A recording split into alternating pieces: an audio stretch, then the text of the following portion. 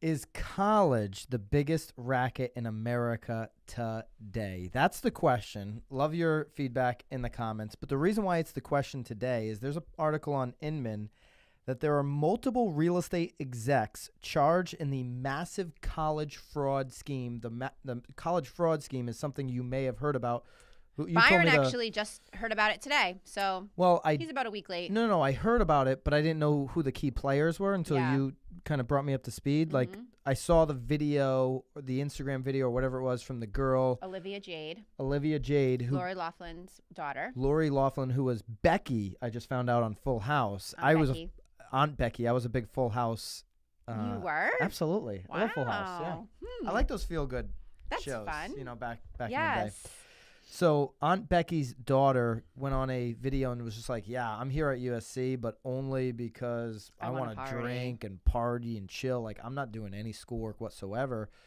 So how'd she get into that school? She was in this big fraud scheme. Yeah. What is this fraud scheme? What is it?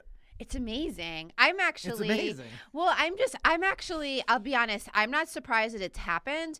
I'm actually surprised that there aren't more people involved. Somebody else you might know is this Huffman from Desperate Housewives. I don't know her, but she's married to the guy that's in Shameless.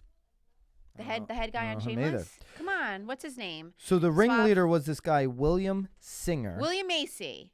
William who? Macy. Who's that? Is that the one that she's married to? Yes. Oh, no, I'm talking about the ringleader of the fraud here. Yeah, okay, I'm sorry. William Singer, a 58-year-old Newport Beach, California man, charged with racketeering conspiracy, money laundering. We should have him on the show. Absolutely. We can hang him on the wall. We could. We'll hang him, literally. And obstruction of justice. He is the owner and operator of Edge College and Career Network, LLC, a for-profit college counseling and preparation business that allegedly ran the illegal college admissions cheating scheme. So how did you use this company to get into college? You want to? How did I? No, you didn't. I didn't use You went Singer. in. You got into UConn legitimately? Well, I did. How did that? How far are we going back on this? How did you get into UConn? Well, so my parents were actually alumni, so there you go. That was helpful. On actually, I don't think that you can do that anymore.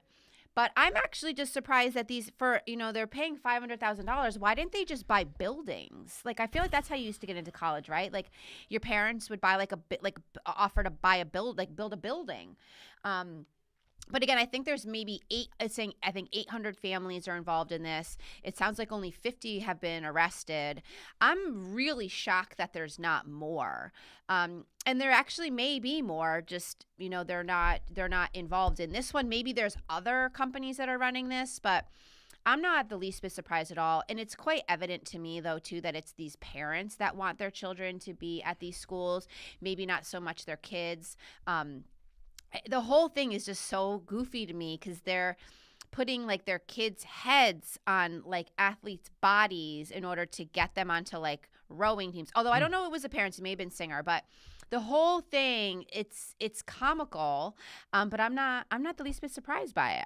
Are you? No, I'm definitely not surprised. I feel like, though, in all honesty, for the $500,000, you probably could have just put that money into like the stock market or like put it into an account. Well, and the kids would have been probably okay. I'm not understanding. This article, which we'll link up, the Inman article, says several real estate developers and executives were among these 50 people that you mentioned that were charged in federal court last week in connection to this.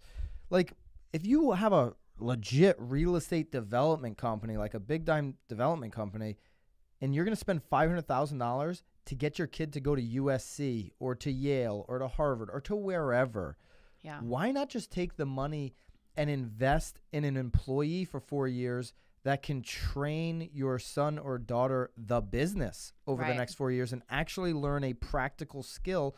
But no, that's not what it's about.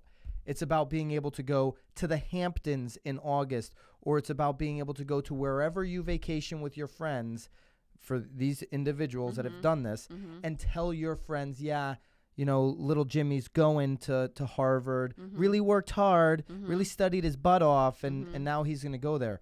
This is the biggest racket in America, because what people are getting out of college is even more frightening to me than the parents that are lying to get to their kids into these schools. So they're lying to get their kids into the school, and then their kids coming out with nothing except a drinking habit, with nothing except a drug habit, with nothing except for friends that they now have to get together with for the next 20 years. They're alum boys and party it up. They are not getting anything that maps out to being successful in American business today. Now, if you got to, I've said it a million times, if you got to be a doctor, if you've got to be a lawyer, if you've got to do all these things, then you've got to check the box for college. But if you're going into business in America today, college is not going to help you at all whatsoever, not one little bit, running and executing on a business.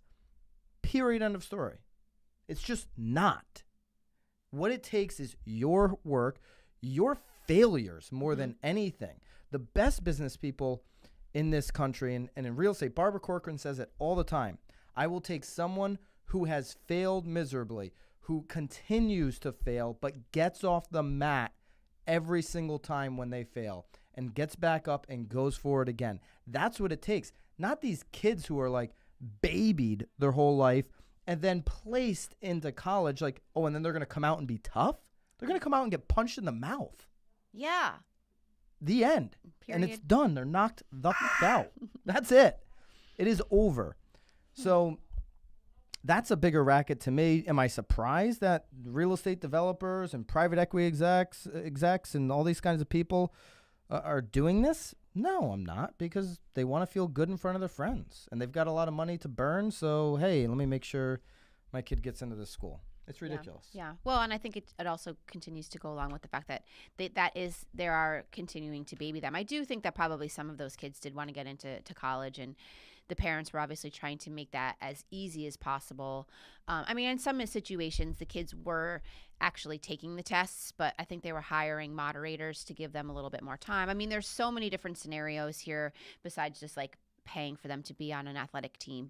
And then the colleges like to say that they're the victim. Oh yeah, well that's a bigger racket. The colleges are claiming to be victims here, but it's all very. I mean, it's very interesting. It's interesting to again see a lot of these kids' reactions to these things too. I've seen a few videos on a few different channels of the kids obviously taking their parents' side and all, but I think it's all very interesting, and I'm glad that you enjoyed it. I'm glad that you enjoyed reading about it. I enjoyed it. We're far too soft in America today. Like, I don't want to sound like I'm like some politician or something like that. No, but what's really interesting though too is I think that this also is sort of like devaluing college too. Like they're almost living up to exactly what you're saying, that they're worthless and that they could be bought. I mean, it's like we're just too soft. We're now curating this type of thinking in America by doing these things, by pacifying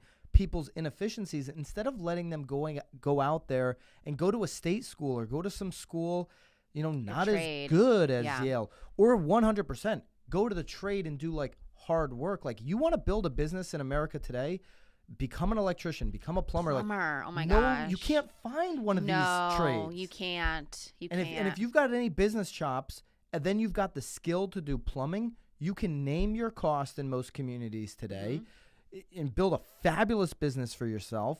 Yeah, you do have to do work, but you're going to have to do work if you're going to build any business today. Right. Yeah. Totally disgusted by college right now, what you get out of it, and I cannot wait for the infrastructure of it to crumble. It will come. We talk to buyers every single day that are in massive debt. 300,000, 200,000, name the number, can't buy a house, can't move on with their life. It's coming down. Yale, Harvard, Stanford, like, it's happening.